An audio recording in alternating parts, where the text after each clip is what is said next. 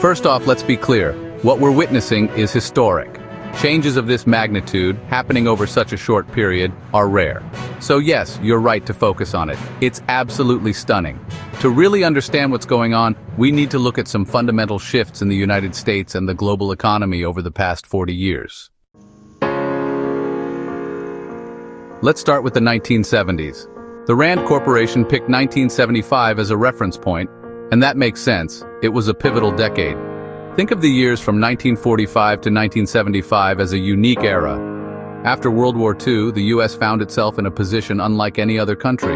While Europe, Japan, and Russia were devastated, cities bombed, industries destroyed, the US mainland was untouched, aside from Pearl Harbor. Our losses were far fewer and our infrastructure was intact. This gave the US a massive head start.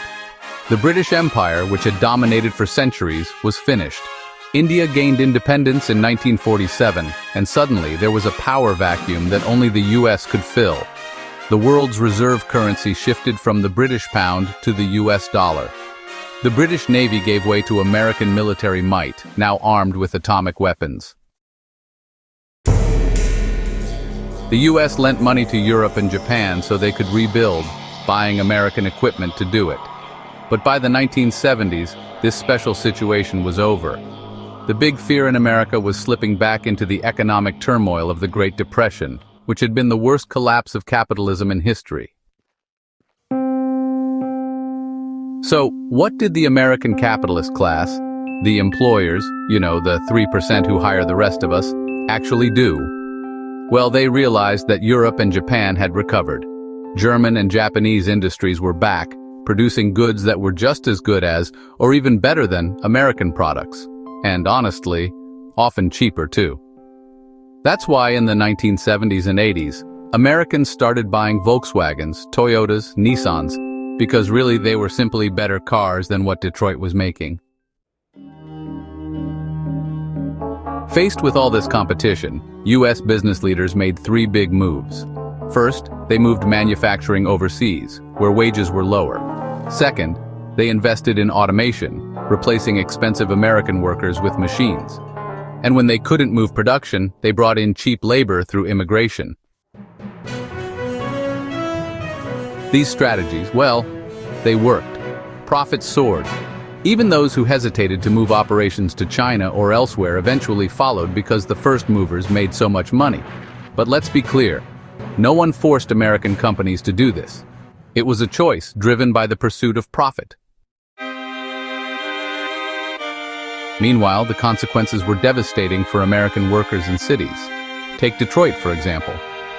Back in 1975, it had about 2 million people. Today, it's down to something like 700,000. Entire neighborhoods are empty, schools and local businesses have collapsed, and families have been uprooted. The same story played out in Baltimore and, honestly, countless other post-industrial cities across the country. And here's the irony. Every president in recent memory has promised to bring manufacturing back. But, none have succeeded. Why is that? Well, because as long as private profit is the guiding principle, these problems just persist. Now, could things have turned out differently? Absolutely. But that would have required changing the system, making decisions based on something other than profit. If companies had to pay for the environmental damage caused by shipping goods 10,000 miles, or the social costs of hollowing out communities, the calculus would have changed. But they didn't, and so, the profit motive won out. So this isn't just about economics, it's about ideology. In America, we question pretty much everything, our education system, our healthcare system, even marriage. But questioning capitalism itself, that's still kind of taboo for most people. Yet, if we don't question it, we're just ignoring the root of our problems. The result is, well, a society with extreme inequality.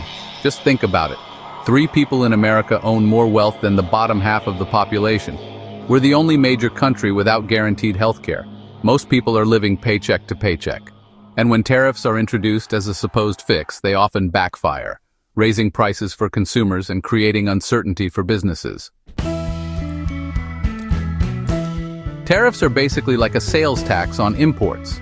They hurt not just foreign companies, but American consumers and businesses too. And when tariff policy changes unpredictably, companies have no incentive to invest in moving production back to the United States. It's just way too risky. So, where does this leave us? We have an economic system that presents itself as scientific and rational, but in reality it's driven by a philosophy, almost a religion, of profit above all else. This has led to irrational outcomes, massive inequality, social dislocation, and political instability. If this continues, we risk even greater upheaval. Historically, when the right can't solve these problems, people eventually look to the left for solutions, just as they did during the Great Depression. So, what should ordinary people do right now? Be cautious with your finances. Avoid major expenditures if you can. The risks of recession, inflation, or even stagflation are real, and Wall Street expects trouble ahead. The American dream has already slipped out of reach for millions, and another economic crisis could push the working class to a breaking point. We're at a crossroads. The choices we make now about what kind of economy we want and who it should serve will shape our future for decades to come.